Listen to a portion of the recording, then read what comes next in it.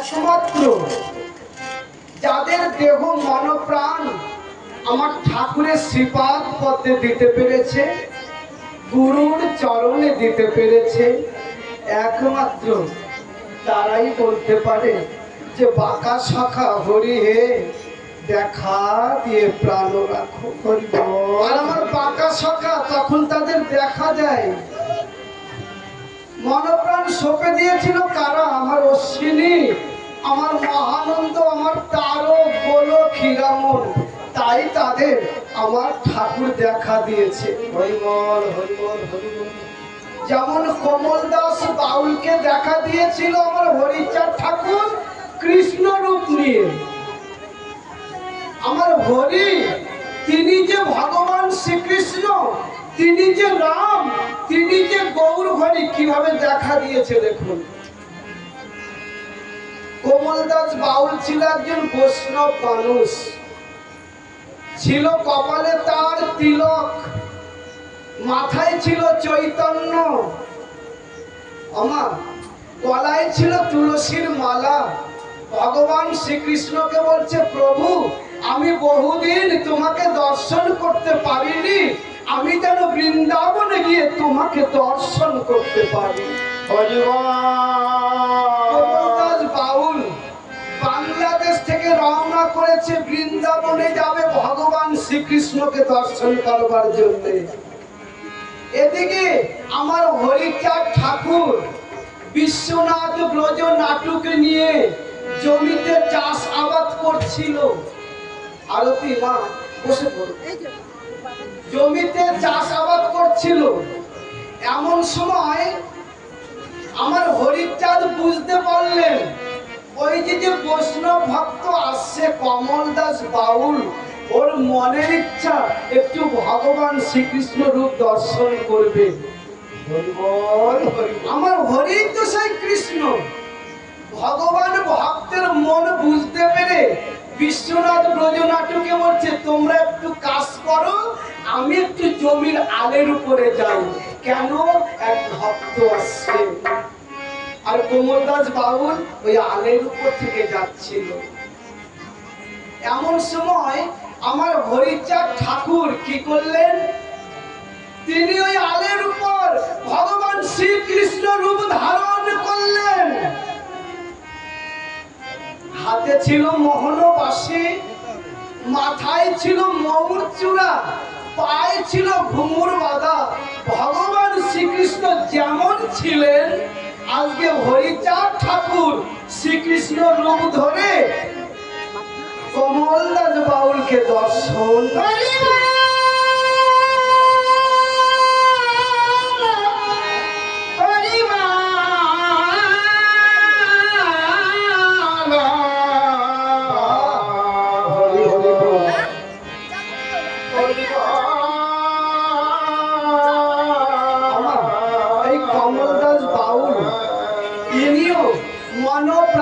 জীবন যৌবন শ্রীকৃষ্ণের শ্রীপাদ করতে দিয়েছিল বলে তাই তাকে দেখা দিচ্ছে আমার বাঁকা সকা হরি। যখন কমল দাস বাউল কৃষ্ণরূপ দর্শন করলেন, বলছে, প্রভু তোমার এত দয়া আমার প্রতি, আমি বৃন্দাবনে যাচ্ছি তোমাকে দর্শন করবার জন্য, আর তুমি সিধা মোরা কান্দে বসে আমাকে দর্শন দিলে। এই বলে কমল দাস বাউল কাঁদতে কাঁদতে যখন ভগবানের চরণে পড়ে গেল, ওই সময় ভগবান তার দুটো হাত ধরে বলছে, কমল দাস। আমার হরি বলছে, অকমল ও বা ওঠ, দেখ আমি কে। যখন উঠলো, চোখ মেলে তাকালো, কৃষ্ণ রূপ আর নেই। দেখতে পেল আমার হরিচাঁদ ঠাকুর তার সামনে দাঁড়িয়ে আছে।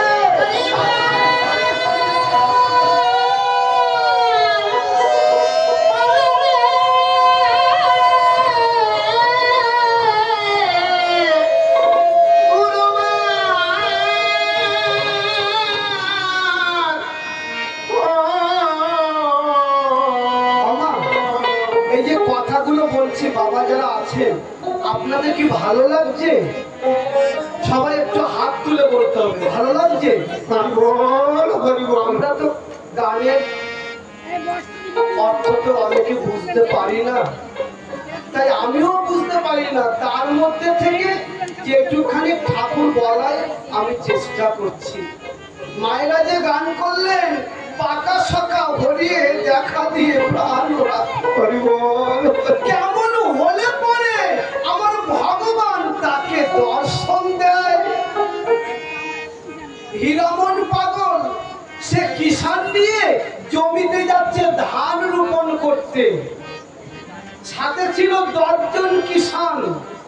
যখন মৃত্যুঞ্জয় গোসাই বাড়ির পাশ দিয়ে যাচ্ছে, আমার হরিচাঁদ ঠাকুর আসনে বসা আছে, মা কাশেশ্বরী তাকে সেবা দিচ্ছে আমার হরিকে। এমন সময় হীরামনের কাঁধে ছিল একটা বাঁশ, ওই নাড়া পরিষ্কার করবার জন্য। হীরামন যখন যাচ্ছে, তার চোখখানা চলে গেছে কোথায়? আমার হরিচাঁদ ঠাকুর যেখানে বসা আছে সেথায়। হরিচাঁদ ঠাকুরের চোখ হীরামনের চোখ যখন মিলন হলো, আমার হীরামন আর সামনে পা বাড়াতে পারলো না। তখন হীরামন দাঁড়িয়ে গেছে, কিষানেরা বলছে দাদা আসো। হীরামন বলল তোরা যা, আমি একটু বাদে যাচ্ছি।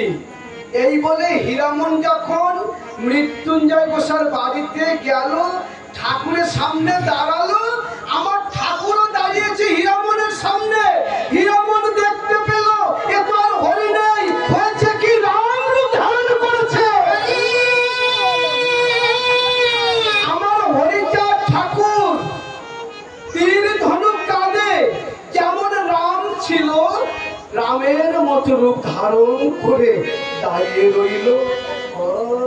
যারা আধা মাত্র মৃত্যুঞ্জয় দেখেছিল, এ সময় হীরামন জ্ঞান হারা হয়ে মাটিতে পড়ে যায়।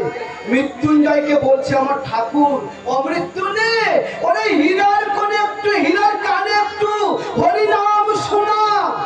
যখনই আমার মৃত্যুঞ্জয় হরিনাম শোনালেন, হীরামন পাগল জ্ঞান ফিরে পেয়ে বলছে প্রভু তুমি আর একবার রাম রূপ দেখাও।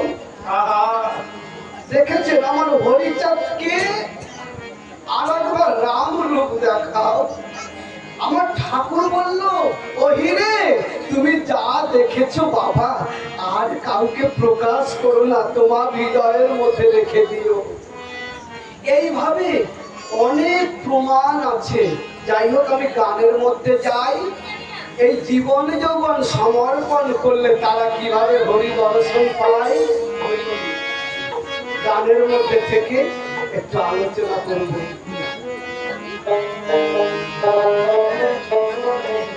সমর্পিত দেখো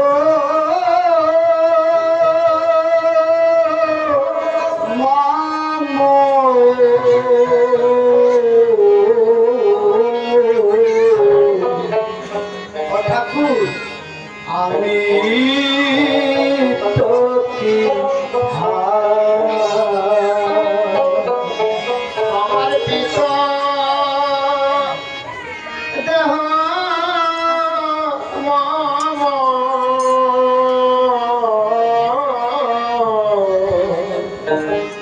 আমি তো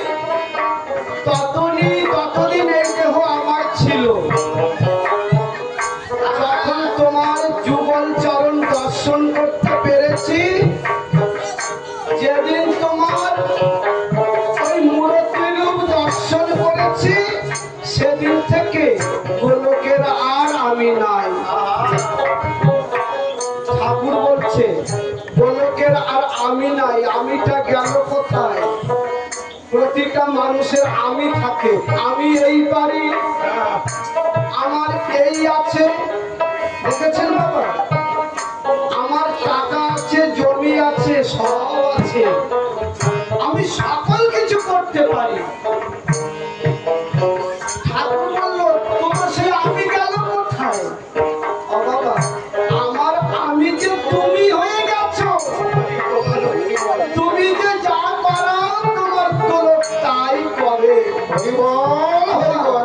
এইভাবে নিজের আমিত্বকে ঠাকুরের পায়ে দিতে হয়। সেদিন যদি দিয়ে ভক্ত বলে ঠাকুর একবার দর্শন দাও, সেদিন আমার ঠাকুর ভক্তকে দর্শন দেয়। তাই বললেন, সমর্পিত দেহ আমি তো ক্রিয়া,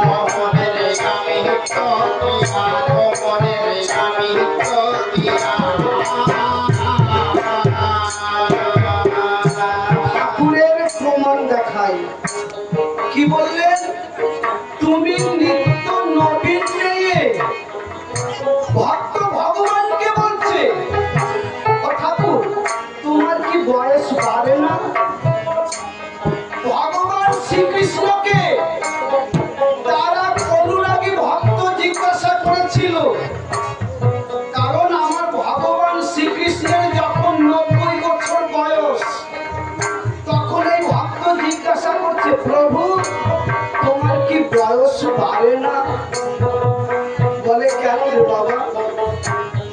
আমি তোমাকে যেমন নবীন রূপ দেখে এসেছি, তাই দেখছি আমার চুল দাড়ি পেকে গেছে, আমার গায়ের চামড়া গুছিয়ে গেছে, আমি তো তোমার মতো থাকতে পারিনি। ভগবান বললেন, ও বাবা সে কথা পরে শুনিস। আমাদের ভগবান তার যতই বয়স বাড়ুক না কেন, সে একটা বাচ্চা শিশুর মতো থাকে, নিত্য নবীন। যার কোনোদিন চুল দাড়ি পাকে না, যার কোনোদিন দাঁত পড়ে না, লক্ষ্য রাখবেন ভগবান কারা। যার কোনোদিন গায়ের চামড়া কুচকিয়ে যায় না, যার কোনোদিন এই দেহের মধ্যে রোগ ব্যাধি হয় না, যার কোনোদিন বয়স বাড়ে না, সে কে? সে হচ্ছে আমার ভগবান শ্রীকৃষ্ণ। সে কে? সে হচ্ছে আমার রাম ভগবান। সে কে? সে হচ্ছে আমার গৌর হরি। সে কে? সে হচ্ছে আমার বাবা হরিচাঁদ ঠাকুর।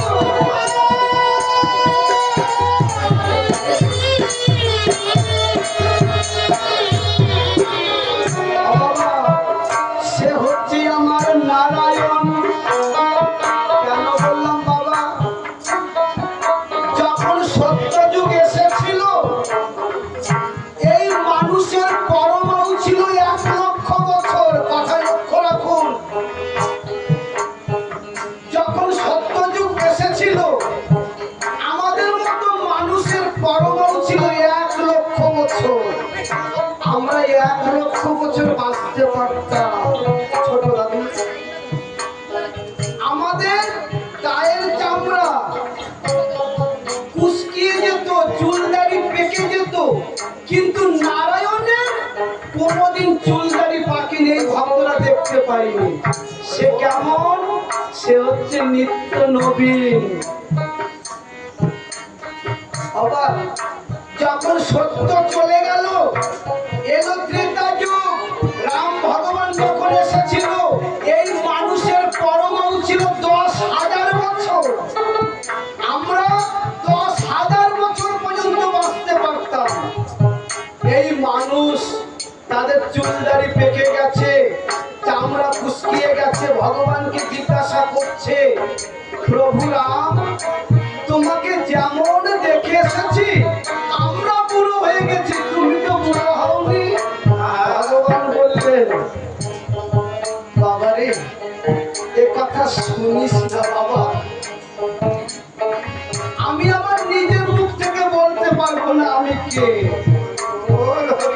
দেখেছেন রাম কোনদিন বুড়ো হয়েছে? নিত্য নবীনের মতো দেখতে। নারায়ণ বুড়ো হয়েছে? হয়নি। যখন ত্রেতা যুগ চলে গেল, তারপর যুগ নেমে এলো, ভগবান শ্রীকৃষ্ণ ধরাধামে এলো, তখন এই মানুষের পরমায়ু ছিল 1000 বছর। আমরা 1000 বছর বাঁচতে পারতাম। ওই জন্ম নিয়ে ভগবানকে যেমন নিত্য নবীন রূপ দেখেছিলাম, এই মানুষ বুড়ো হয়ে গেছে, কিন্তু ভগবান শ্রীকৃষ্ণ বুড়ো হয়নি। দেখেছেন বাবা, নিত্য নবীন। চলে গেল দাপর্য, কলির প্রথম সন্ধ্যা যখন এলো, আমার গৌর হরি এসেছে। এই মানুষের তখন পরমায়ু ছিল 100 বছর। মানুষের যখন 70 বছর হয়ে যাচ্ছে, মানুষ বুড়ো হয়ে যাচ্ছে।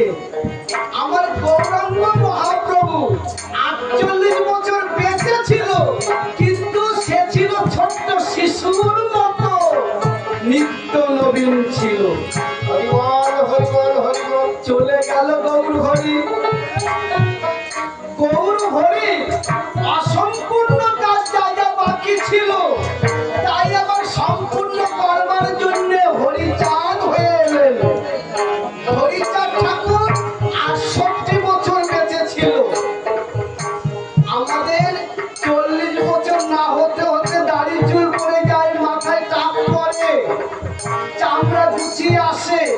ওই আমার হরিচাঁদ ঠাকুরের কি হয়েছিল? হয়নি। এই জন্য তো আমার অশ্বিনী বললেন, আমার ঠাকুরকে কি বললেন? ওরে তুমি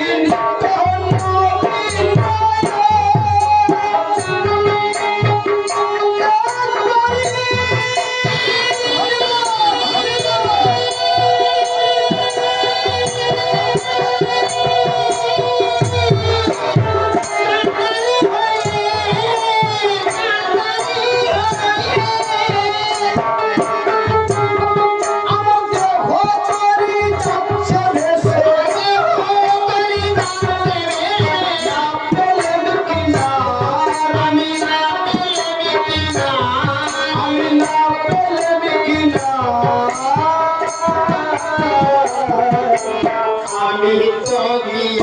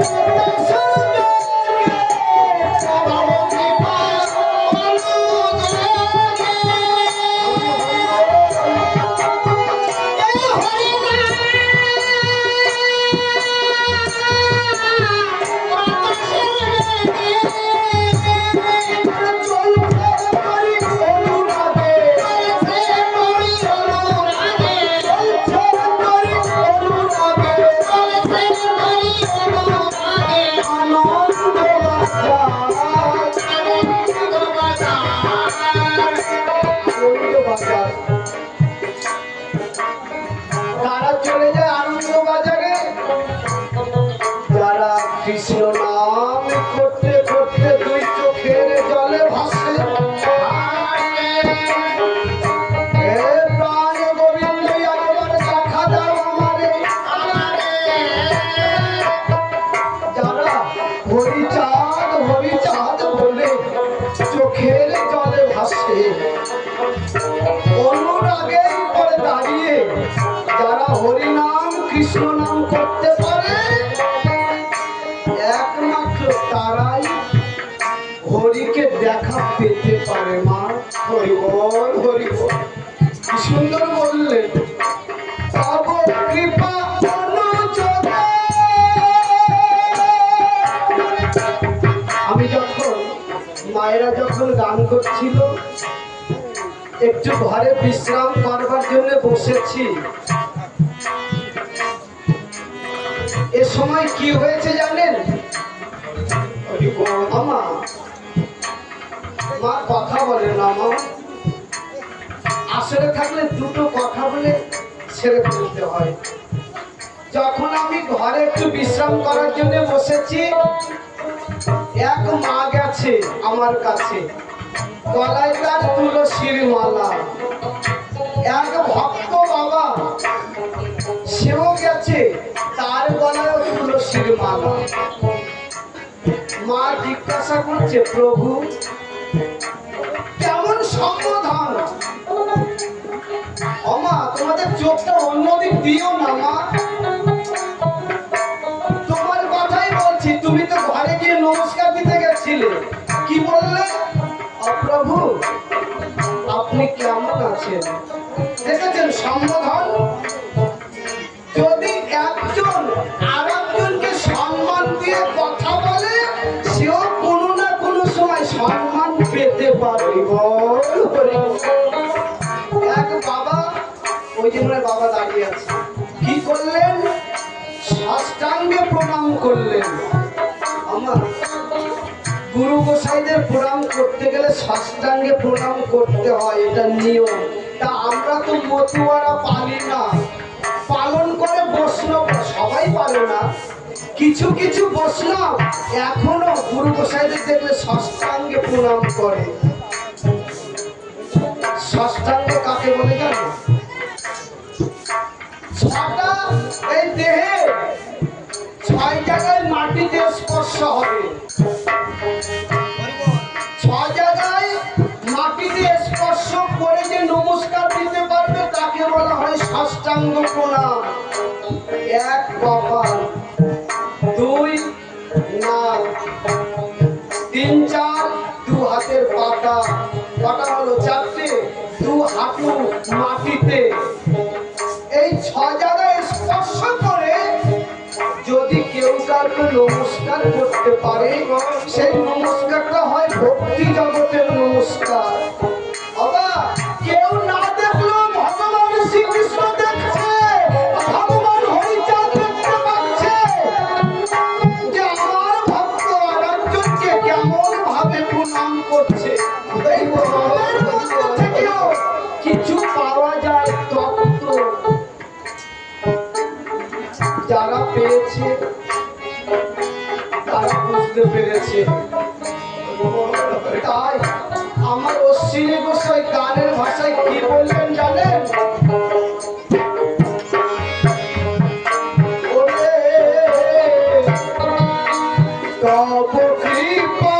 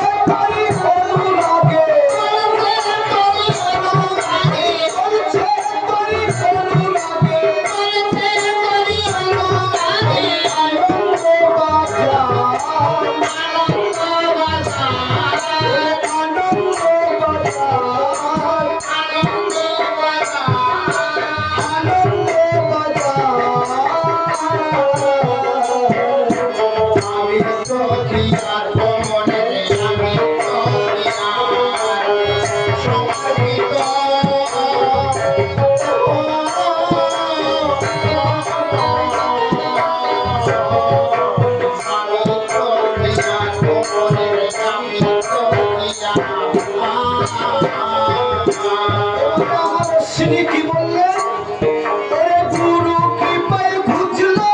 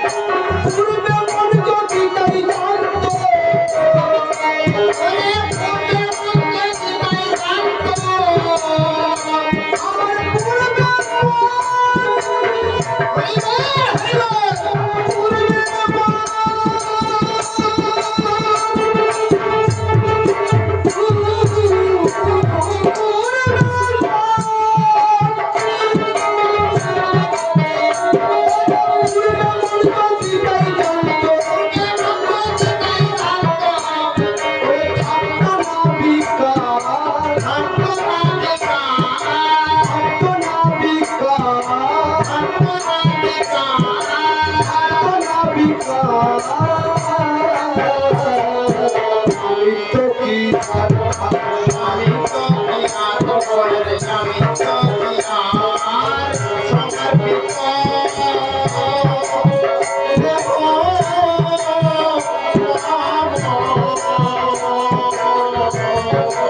আমি তো কি আর করে আমি তো কি স্বামী মহানন্দ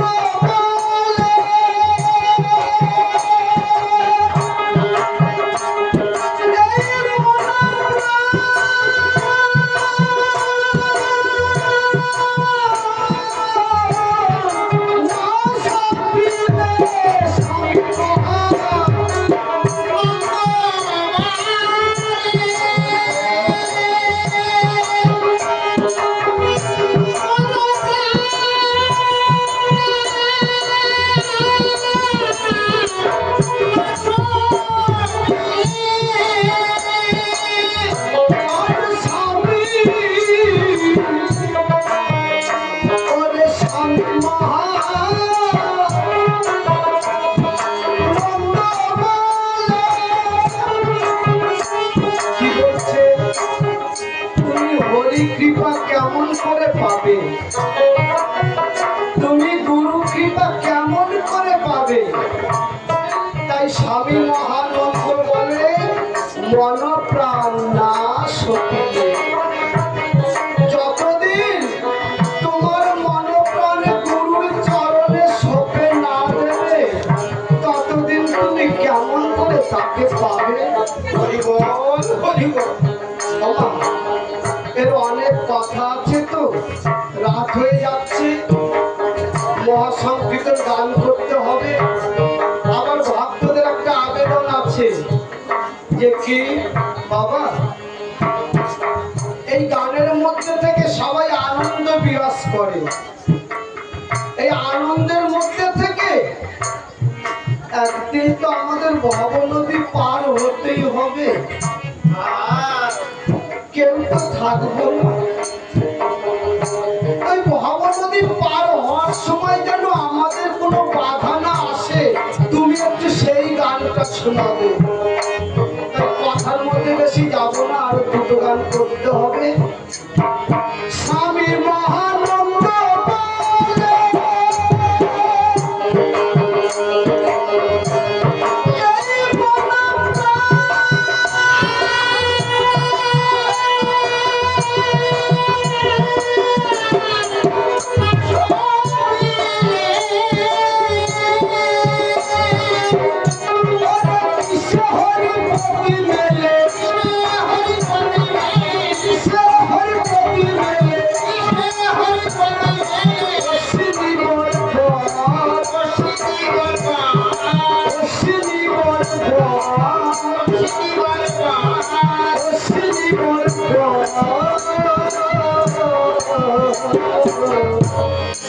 আমি তো কি আমি তো কি আমি তো কি করে আমি তো কি সমর্পিত